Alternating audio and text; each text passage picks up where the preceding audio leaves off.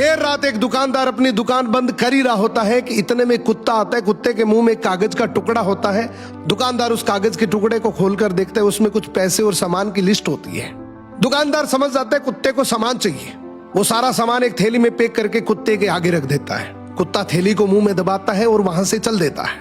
ये देखकर दुकानदार बड़ा अचंभित होता है कि इतना समझदार कुत्ता किसका हो सकता है। देखा जाए, दुकानदार भी कुत्ते के पीछे पीछे चल देता है। आगे जाकर देखता है तो दुकानदार और हैरान हो जाता है जब वो देखता है कि कुत्ता एक बस स्टैंड पर खड़ा है। बस आती है, कुत्ता बस में चढ़ जाता है। दुकानदार भी उसके पीछे पीछे चढ़ जाता है। अब वो देखता है कि कुत्ता कंडक्टर को इशारा करता है, अपने गले की पट्टी दिखाता है। पट्टी में भी एक कागज का टुकड़ा होता है, उसमें पैसे और कुत्ते के स्टॉप का एड्रेस होता है।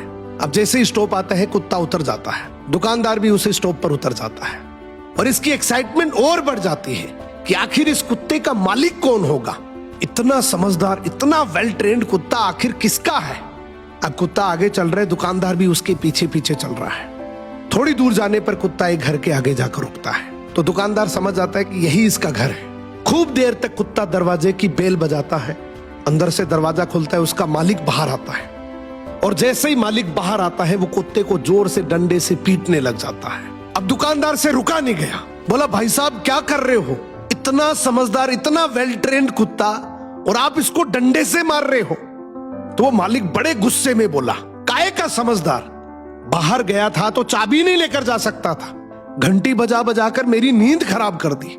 इस कहानी का मोरल यह है कि दुनिया की अपेक्षाओं पे खरा उतरने की कोशिश कभी मत करना, क्योंकि दुनिया को आपकी अपेक्षाओं का कोई अंत नहीं है। तुम अगर अपनी नजरों में सही और किसी और की नजरों में बुरे हो तो बोल दो उन्हें कि अपनी नजरों का इलाज करवाओ।